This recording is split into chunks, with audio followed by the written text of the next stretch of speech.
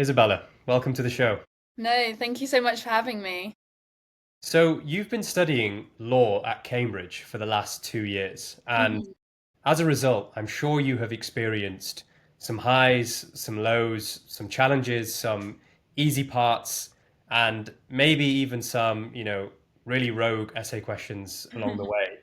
But the one question I wanted to kick off with is, has studying law at Cambridge changed you in any real way? If you reflect back on your 18-year-old self, would you say that you're now a very different person from who you were back then?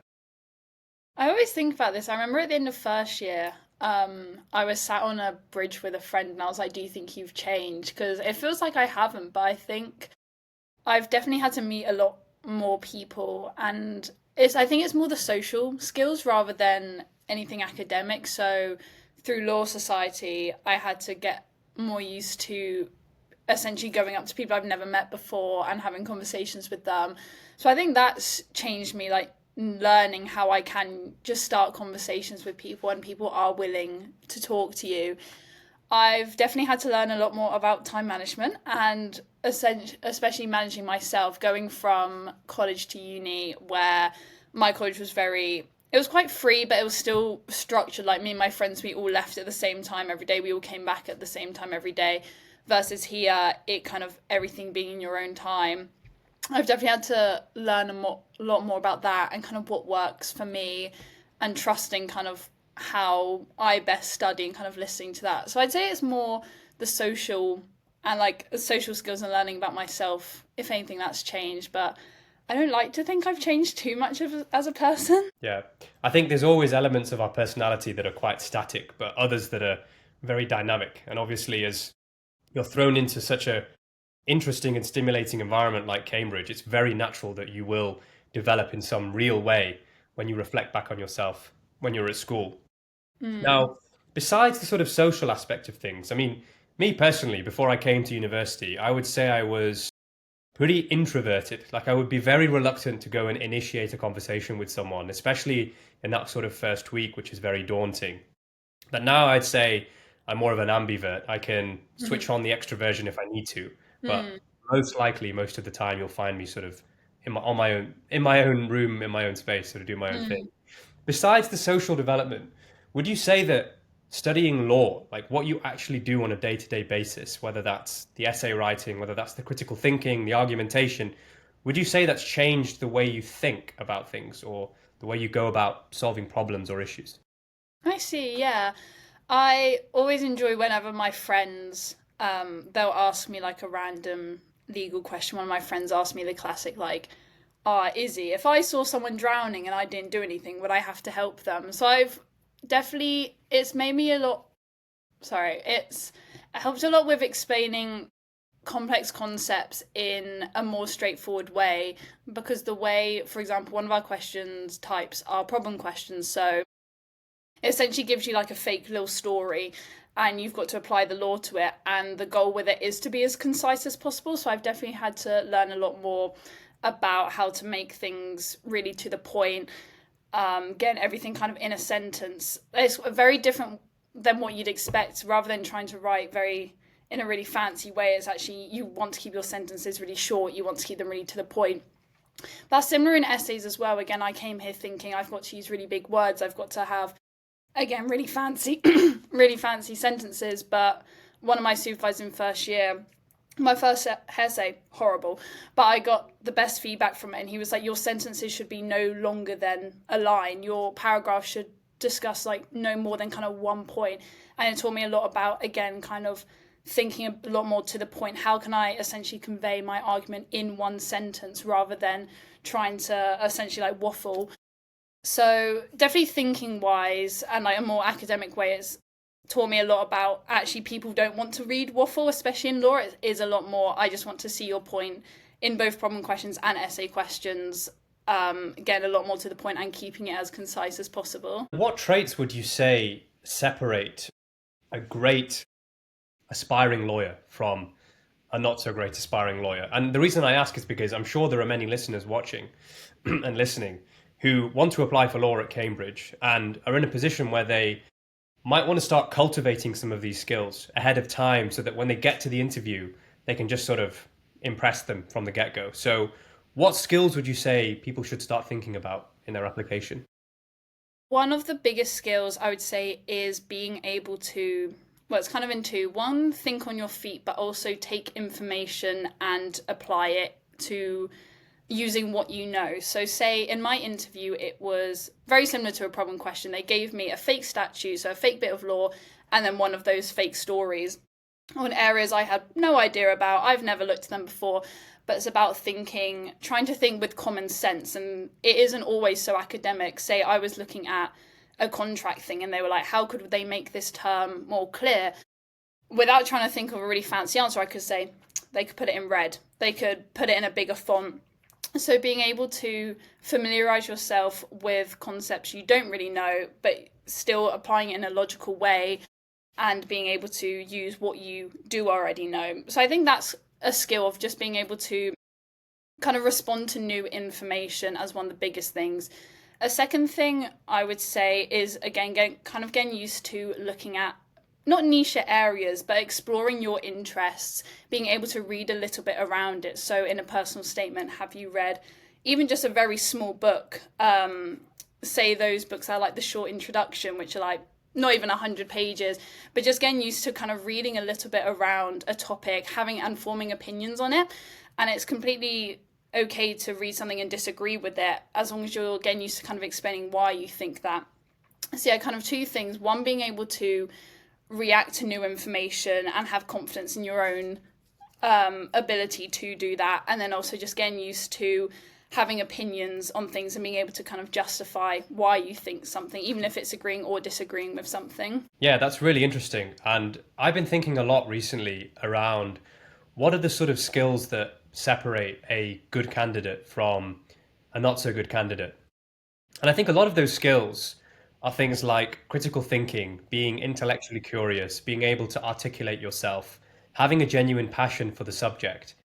But as you know, we're living now in an age of AI where pretty much ChatGPT can replicate, at least on paper, the exact traits that are required to get a place at Oxford and Cambridge. And this actually really concerns me because I know for a fact that there will be students who are writing essays, not by themselves, but literally through these OpenAI softwares. And I'm really concerned about what that's doing to our brains. It's like the risk of atrophy or degradation of these functions in our mind that we're Mhm. using is pretty scary. And this is leading to a question, so just I guess bear with me.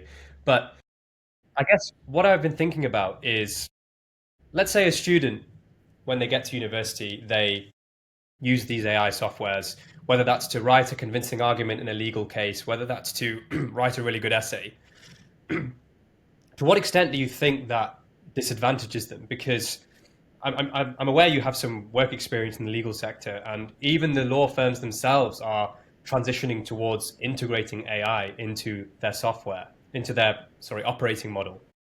So, do you think that we should be using AI as a student? Because you could argue that, well, the employer who I'm going to work for is using it, so I should get to know it myself, right? Mhm. I'm just really keen to know your thoughts on that. I think there's limits. I think it can be useful for when you need to do some spell checking. So, kind of whacking it in and being like, are there any spelling mistakes?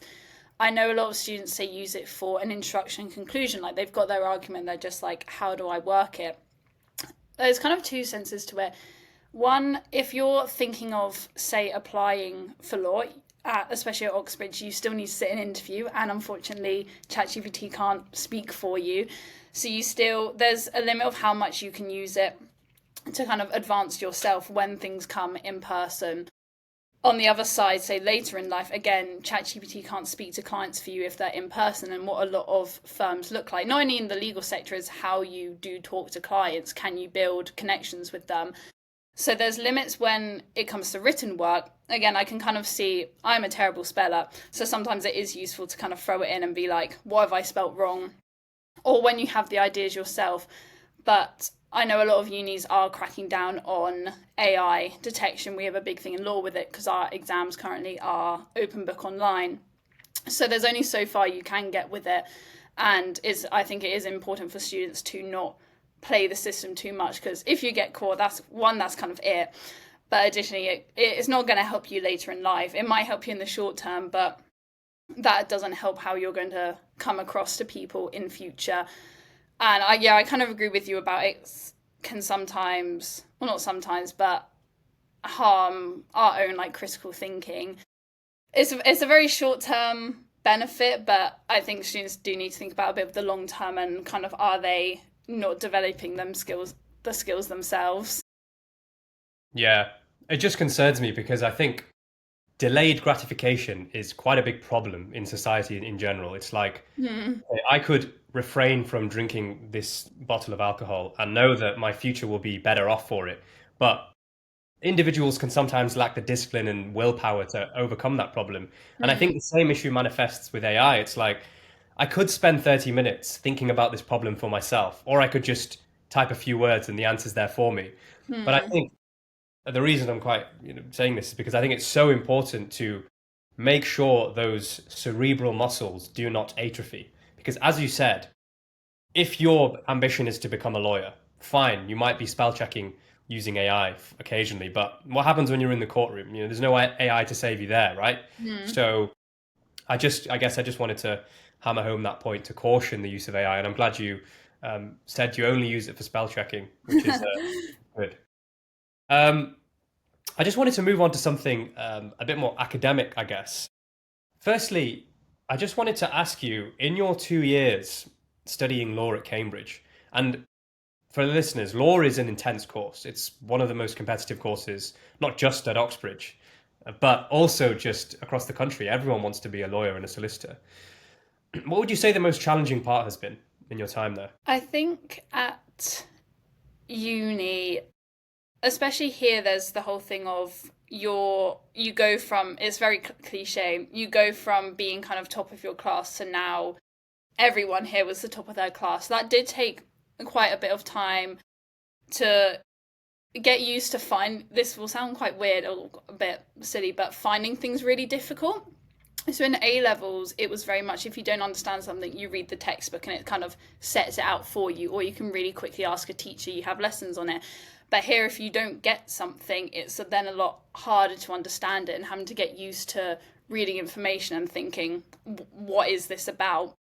So I think that's been quite difficult, where I've had some papers where I've been like, I just absolutely have no idea with this. Last year, I had to do Roman law, worst paper ever. Never gonna do that again. And that was very challenging, coming in and being like, I don't like this paper. I don't get it either. I'm not very good at it, but I still need to sit an exam at the end of the year. So I think, again, it kind of more comes down to a bit of skills of how do I now manage when I'm reading something and I have absolutely no idea, and I have that not as much support as I did during A levels. So I think that's probably been the hardest part of it. One, like, yeah, dealing with things that I just now don't get. And kind of going back to that point of, going from top of your class to now a small fish, dealing with the imposter syndrome has been really difficult. And there's been many times I've been like, I've been crying, just thinking, kind of, it's so hard here, and why can't I like get better? But it's definitely from second year, it's been such a big shift where I now know kind of where I'm at. I know how to approach things.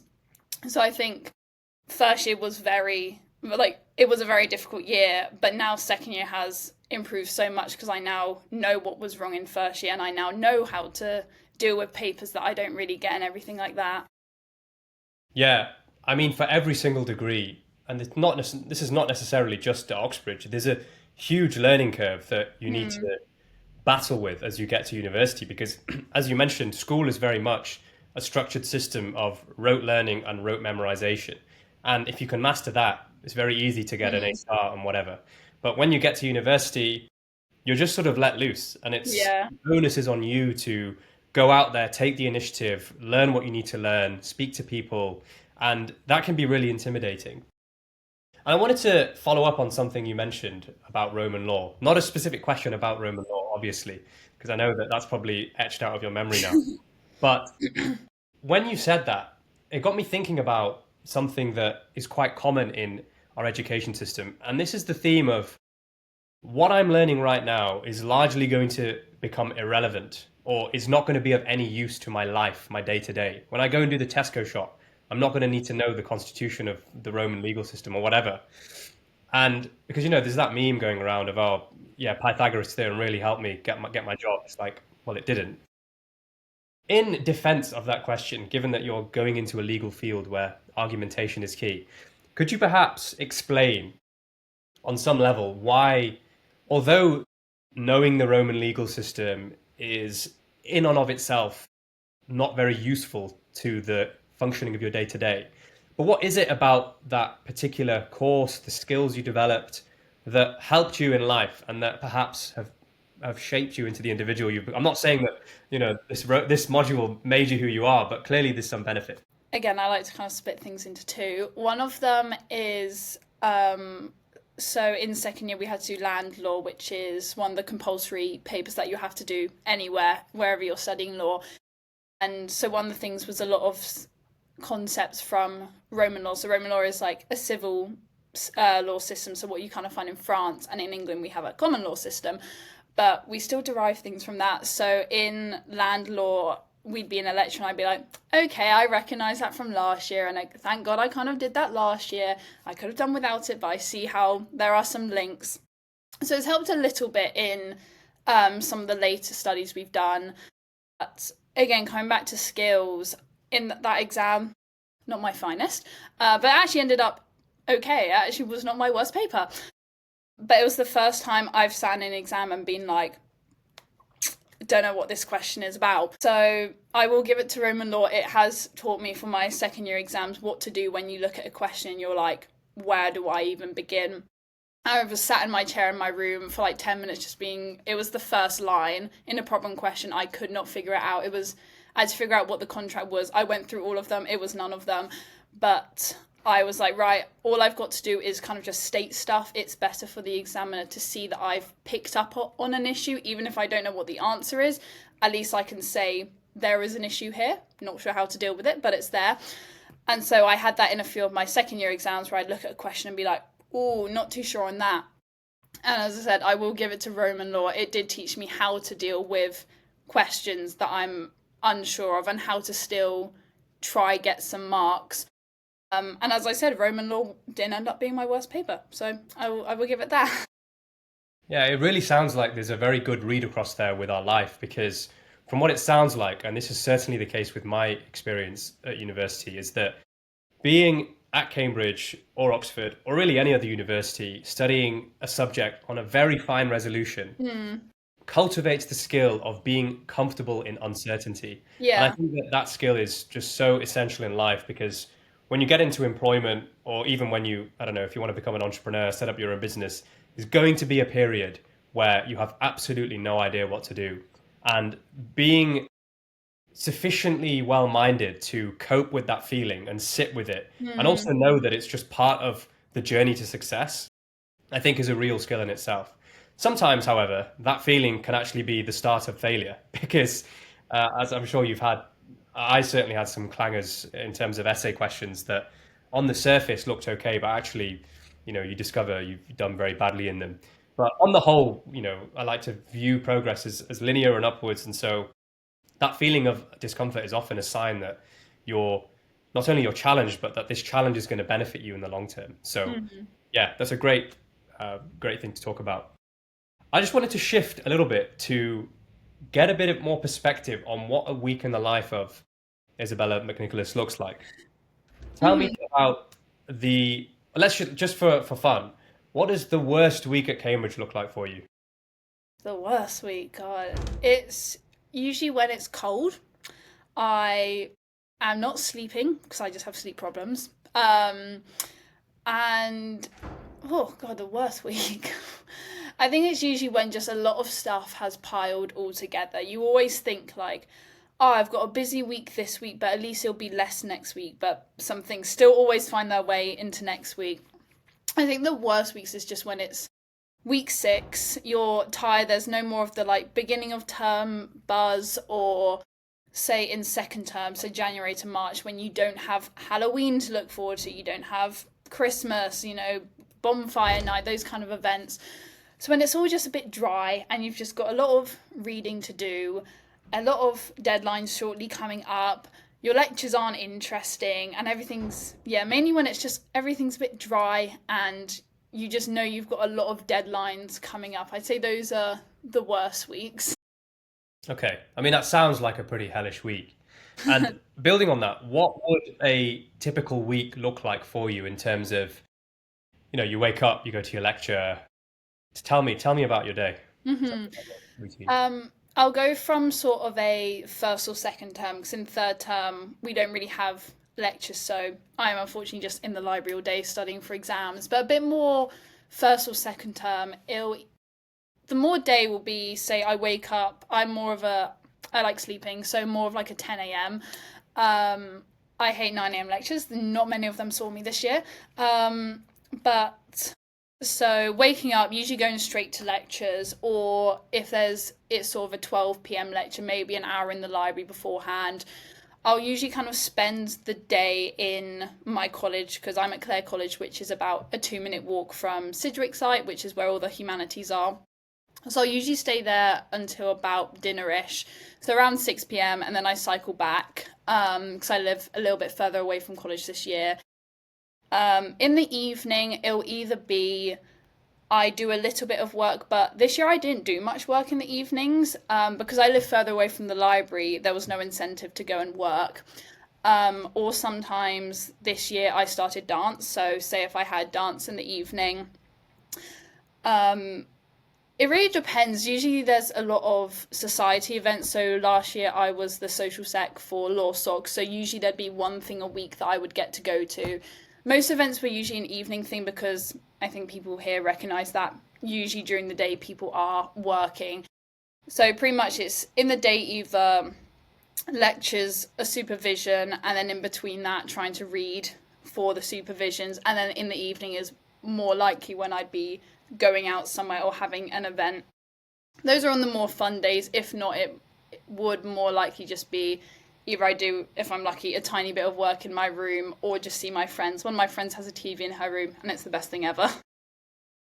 Even from someone that's been to Cambridge for 4 years, that sounds like a pretty hectic schedule, if I'm honest. And I think that one of the biggest problems that is in people's minds when they apply to Oxbridge is that they're worried that students aren't going to have a work-life balance. What's your perspective on that? What's your experience of that as well? Yeah, first year, not good. You kind of get into a loop. You're like, I don't want to go out in the evening. I'll just say something. It's crazy here. I remember during exam time, I was like, oh, I think I'm going to get an early night. I think I'll only be in the library till 10 p.m. And I was like, if I said that anywhere else, it's crazy. So in first year, you kind of get, well, at least I go into a cycle of, I don't want to go out because I have work, I have a supervision tomorrow that I haven't finished. And so I'm not going out, so then I'm more sad. So then I'm not doing work because I'm sad. So then I have more work to do, which means I can't go out, and get into a bit of a cycle. Again, that first year, second term for me was especially rough when there weren't those kind of seasonal events going on. So second year, I had to make it my mission to be like, obviously with some like control, but don't say no to things, because I knew if I kind of got back into that first year cycle, it would not be good. So this year I did a lot more of things in the evening.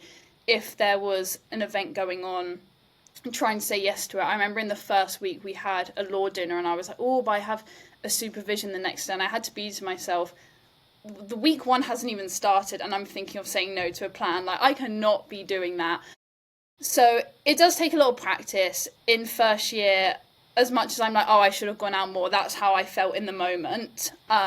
If I felt too stressed to go out, I wasn't going to go out. But this year I had to learn a lot more that going out it's not going to suddenly plummet me. It doesn't mean I'm going to fail everything. The time will be made up somewhere. And second year I've been so much happier because of it, and I feel like I've done so much more. Even just small things like going to our college bar in the evening. But it is unfortunately a learning curve. Like, I could tell that to a first year, but they're still probably inevitably going to fall into the cycle. But it is really just a learning curve and learning what you manage. So now I know for third year, maybe I do need to rein it in just a little bit, but every year is a learning curve. So yeah. Yeah. I think it also really depends on person to person because in my case, this wasn't something that I explicitly told myself when I got to university, but was something that I just sort of embodied, I guess, through my upbringing and stuff. But my perspective was I'm at one of the best universities. I've been given the opportunity to study at one of the best universities in the UK. Why wouldn't I make the most of Hmm. the intellectual resources that are at my disposal? And so I was sort of in this mindset of I'm going to try my hardest to work as hard as I can, Yeah. get the best grade I can. But actually, on balance and on reflection and in hindsight, I now kind of wish I spent more time relaxing and enjoying it a bit more because there were stressful periods. There were times where I experienced burnout because I was banging out too many essay plans or whatever it was that I Mm. needed to do. And I sort of wish that I was able to balance my time better. But I guess it really depends on the type of person. There are some people Mm. that can strike that balance really well and they come out with a 2-1 or even a first and an amazing set of friends, an amazing set of experiences.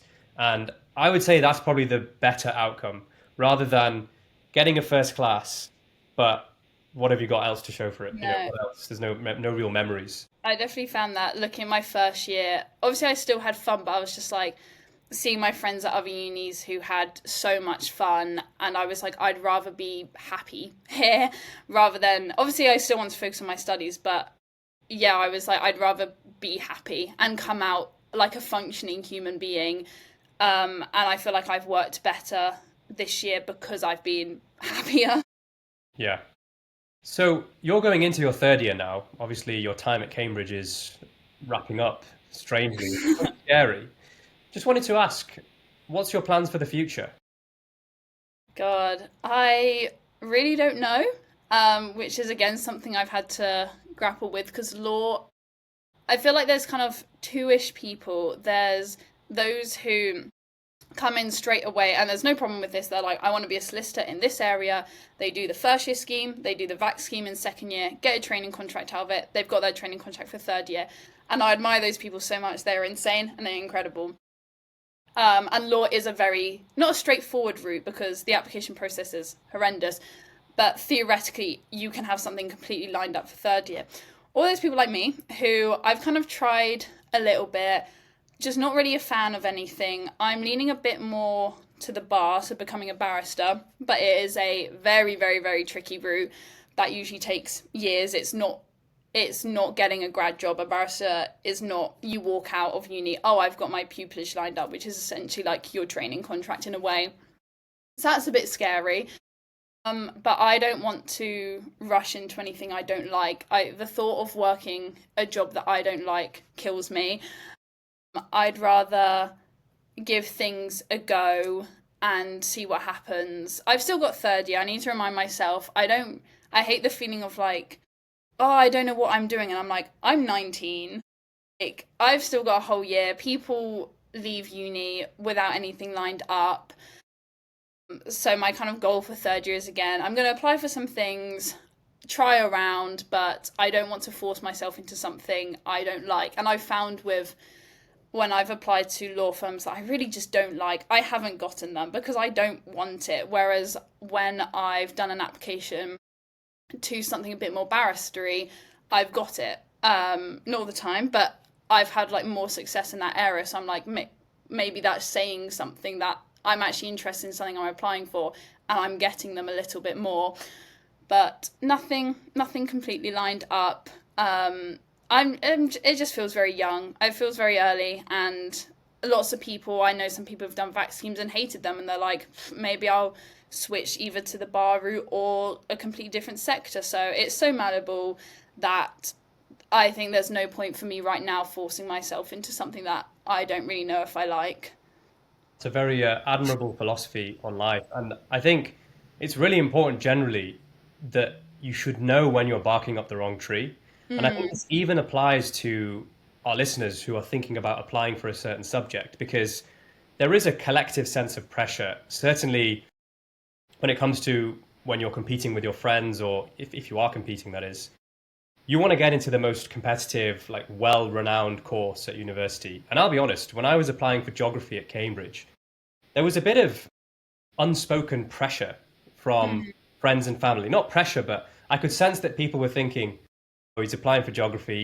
He's getting the easy route into Cambridge, and he's just going to be colouring in for three hmm years." And yeah, the colouring in does happen, but at the same time, I applied to geography because it was what I authentically and genuinely liked. And I think mm, if you apply for a subject that you're not fond of, but you think it's going to give you the best shot at getting a job in investment banking or in law, whatever it is, I think you're going to be quite disappointed when you get to university and realize that you have to bang out 10 essays a term on this subject. And so it's better to authentically follow your own path rather than the path of someone else.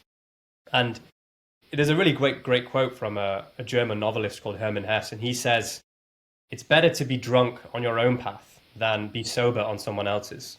And what he means is that it's okay to feel a bit lost, a bit anxious that, oh, I'm falling behind, I don't know what's going on. But mm, at the same time, you could be walking on someone else's path with this sense of, oh yeah, this feels good. I've got a training contract at Allen and Overy. Look at me. I'm whatever. I'm going to be earning six figures. But you could be miserable if you pursue that route. mm, So I think it's always better to just trust your gut with these things and really go with your heart when it comes to big decisions like getting a job mm. and applying to university for our listeners. No, even when I speak to people at law firms, they say half of the applicants now are non-law.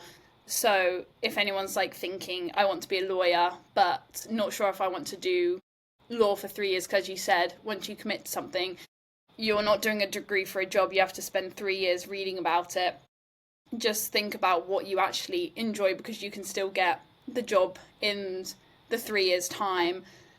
Even if, say, you want to be a lawyer, even if you don't do a law degree, but you need to think about what you'll be happy doing for those 3 years. Yeah, yeah, it's a very good point. I mean, when I was younger, I wanted to work at an investment bank. Not this wasn't an authentic desire of my own heart. It was it pays well, it's a prestigious job, it looks good, so I want to Mm, pursue that job.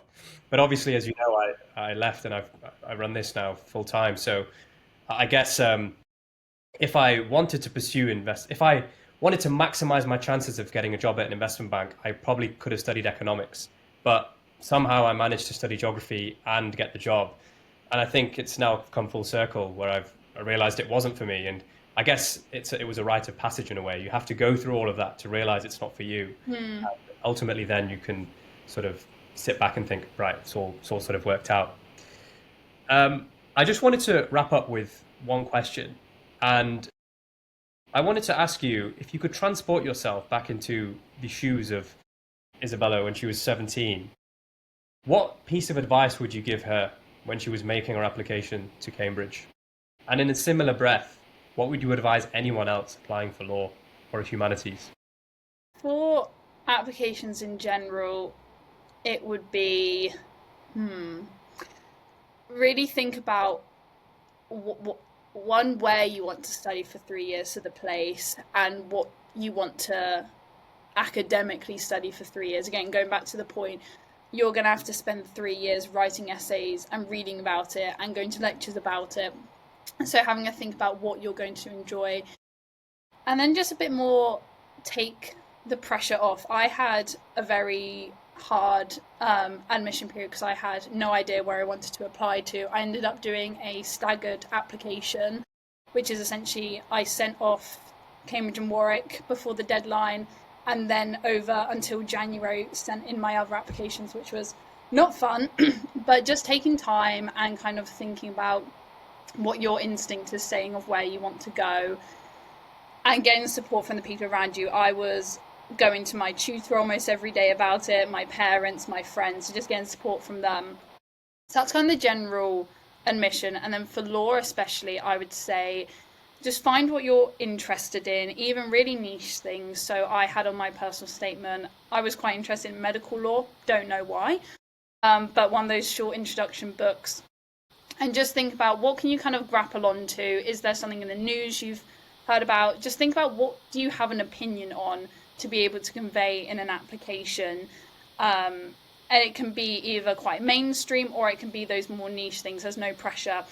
And the biggest thing I would say is you don't need to pay for anything, in the sense of worrying about work experience, or you hear some schemes which are like £2,000. Everything I did was from my college library, or trying to think what was on it. Everything I read was on my college library. I didn't pay for a single book.